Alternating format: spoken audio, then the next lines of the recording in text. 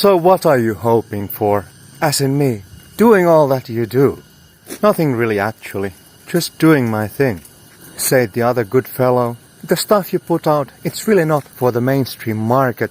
It looks like you're in for a couple of serious students. Well, the fact is that there's really not much to study here at the end of the day. The baselines are deceptively simple. No real need for anyone to thoroughly study and memorize whatever that I say. Underneath it all, there's a basic core of consciousness refracted into countless contexts, and I spin them as it happens. If you see that core, if you unveil yourself from your illusions, you too will spin it as it happens.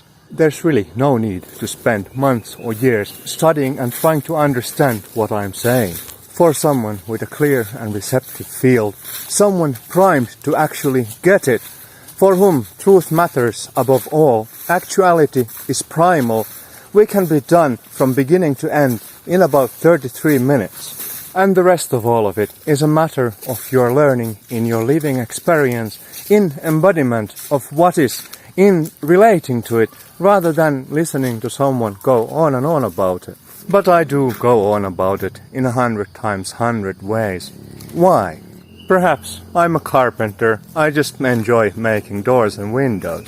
Or perhaps I just have nothing better to do with the remainder of my existence. Whatever that ever touched me will be refined and released back to where it came from. Think of it as an existential duty. There's nothing to gain from it. There is simply getting rid of it. I'm burning my fuel. The accumulations from over the ages. It's all there with its momentum. And you can't just throw it away. Why would you do that? You don't flush that fuel down the drain for nothing. You fill it into 1,000 tanks for the armada of enlightened entities, or like what the hell ever. Whatever that I ever ate.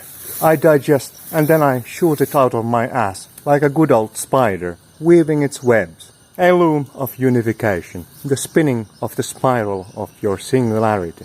That's all. Sure, it's a bit of a carnival of sorts, but what do you expect? I try to keep it coherent. Then, if any of it ever adds up to anything of significance, in terms of all of you sentient beings, instances of the universe, whatever, I hope that it does, but then again I don't hope for anything. If it's all flushed down the cosmic drain, just as well, I've done my job. Damn universe keeps feeding me more, so I keep eating more, digesting more, and shitting even more webs. And then finally, one wonderful day, it'll all be done. That will be the end of that. Excellent. Not even excellent, like whatever, right? If you are attached to, preoccupied by the beginnings and ends of things, it'll be messy in the middle. When you allow birth and death their liberation, then the middle flows seamless. This very polarization, attachment to it, to the pushes and pulls, the beginnings and the ends, takings, givings, it should be this way, we assert, and with that we reap suffering. We create a suffering sphere as subjects. And this here process is the explosion of all of that into high orbits.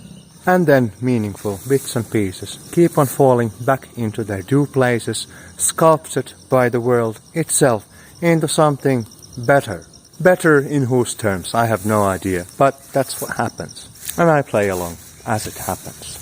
What do I want? What do I need? What do I hope for? Well, nothing outside of what happens. There's no free will, really, in any of this. There is simply reflective operation, choiceless awareness, where the natural truth of things in themselves make the choices. Not you, not a godman guru, not even a dictator god. All things ever simply left to their pristine suchness, and then whatever that follows. That's all. Also not a choice to resign from any engagement, whatever mission imperatives that arise from what is in itself that we engage in, simply carrying out the obvious. And that's all again. That great cosmic, all-seeing, all-knowing, never mind. Nobody home and everything happens just fine. Am I then just an empty shell, or am I all of the universe? Hell if I know. Go ask the nevermind. It's all so very quiet and peaceful when there's nobody home making all that noise.